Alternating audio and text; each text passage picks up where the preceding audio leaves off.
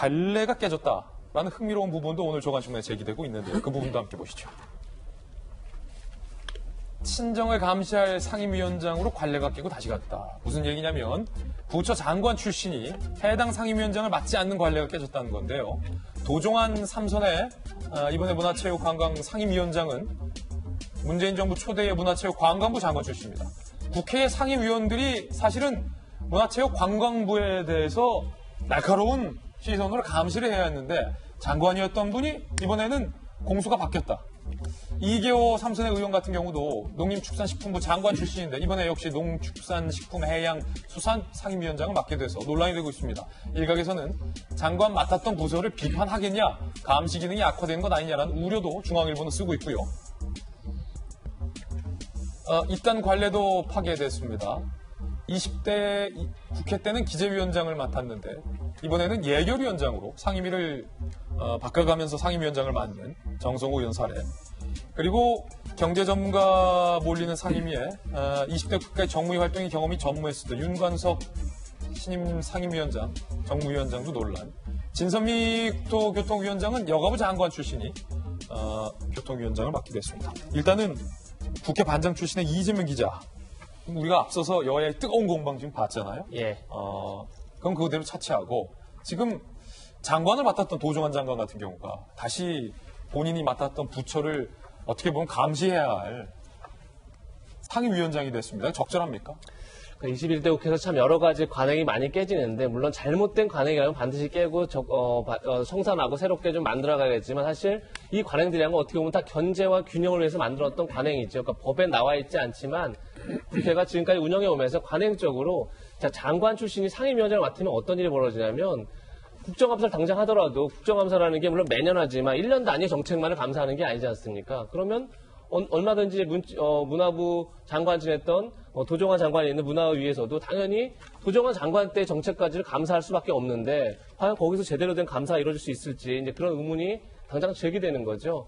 그래서 이 17개 상임위를 독식했다. 이 부분 참 중요한데 미국 같은 경우도 사실은 다수당이 독식을 합니다. 여당이 독식을 하는데 그러면 책임 정치를 구현한다. 이런 측면에서 이제 가야 될 텐데 사실 이제 그런 어떻게 보면 국회 본령이라는 게 견제와 균형인데 행정부를 감시하고 행정부를 견제하는 건데 어제만 하더라도 상임위를 독식한 이후에 바로 상임위가 열렸습니다. 16개 상임위 열려서 35조 원에 이르는 추경, 역대 최대 규모의 추경인데 다 각 상임위에서 모두 다 통과시켰습니다. 그러니까 이게 일사천리로 통과되는 모습을 보면서 상임위를 위원장을 맡는 건 좋은데 그걸 맡으면서 행정부를 제대로 감시하고 견제하는 역할까지 해주면 참 책임 정치에 부합할 것 같은데 그런 모습이 보이지 않는다는 것 그런 점에서 좀 우려가 커지고 있는 게 아닌가 싶습니다. 그렇군요. 이해찬 대표의 입에서 상임위는 다 민주당이 가져갔고 이제 공수처 특히 공수처장을 임명하는 것 관련돼 속도를 내야 한다라는 이야기가 나왔습니다. 들어보시죠. 지난 20대 국회에서 공수처 출범과 검찰개혁을 방해하던 법사위는 이제 없습니다. 만약에 통합당이 공수처 출범을 방해한다면 민주당은 공수처법 개정을 포함한 특단의 대책을 마련해서라도 반드시 신속하게 공수처를 출범시키겠습니다. 고승덕 의원님 나와 계신데 판사 출신이시잖아요. 네. 공수처장을 임명하려면 야당의 반드시 동의가 필요하고 야당의 공수처장 추천위원 2명의 반대 2명이 반대를 한다면 민주당이 통과시킨 법에 따르면 공수처장을 임명할 수 없잖아요. 근데 이해찬 대표는 그 법을 뜯어고칠 수도 있다라는 걸 지금 시사한 겁니까?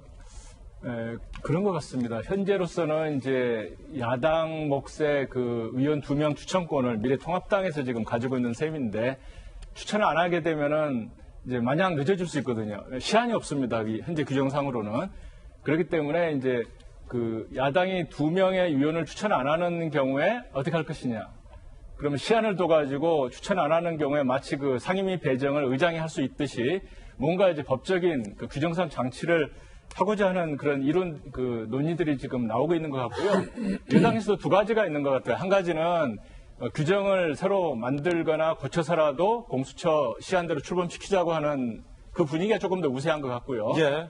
일부 여당 의원 같은 경우는 아무래도 야당이 끝까지 추천하지 않으면 그 규정까지 바꿔서 하는 것까지 좀 무리가 아니냐. 조금 상당히 현재로서는 어렵다. 라는 그 소수 의견도 있는 것 같습니다. 그렇군요. 검찰 출신의 김광삼 변호사님, 검찰 쪽 분위기는 결국 우리가 지난 방송에서도 전해드렸지만 여당 의원들만 있었던 주로 법사위원들이 추미애 장관을 압박하는 모습에서 결국은 공수처를 위한 법사위 고수가 아니었냐라는 분석도 검찰 안팎에서 지금 나오고 있다고 하는데 맞습니까? 검찰은 사실은 제가 볼 때는 의견이 별로 없어요. 그래요? 이미 다 공수처법 통과됐잖아요. 결국 공수처장을 임명하고 그 절차만 남아있단 말이에요. 그래서 사실 이제 공수처에 대해서는 사실 많은 검사들도 그게 찬성하는 검사들 좀 있었습니다.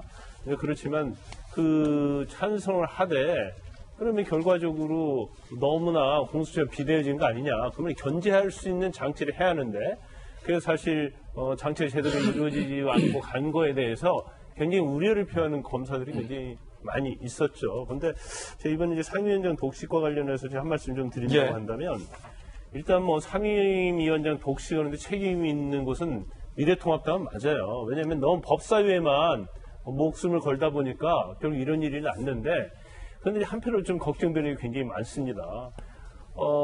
상임위원장자를 전부 다 독식을 하게 되고 또 굉장히 압도적인 과반수를 차지하고 있잖아요. 그러면 향후에 있어서 어떤 국회의 역할이 모든 법을 통과시킬 수 있어요. 우리가 국회법에 이제 패스트트랙이라는 법을 만들어 왔잖아요. 그건 동물국회를 막기 위한 거거든요. 그러면 그냥 생각할 때 그럴 수 생각할 수 있어요. 아니 옛날에도 과반수를 차지했는데도 아무 문제가 없었어. 근데 그 당시에는 말이죠. 국회의원들이 농성을 한다랄지 아니면 실력 저지를 했었어요.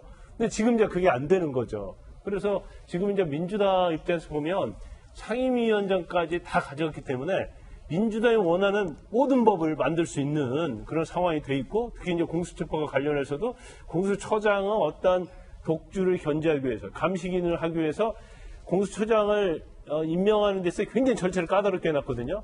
근데 이것마저 여권에서 법을 개정하게 되면 과연 공수처 어떤 독립성이 유지가 되겠느냐 그게 한 문제 있을 것 같고 또 하나는 좀 우려되는 측면이 있습니다.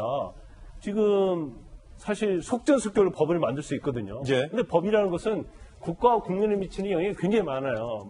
엄청나게 미치는 거 아니에요?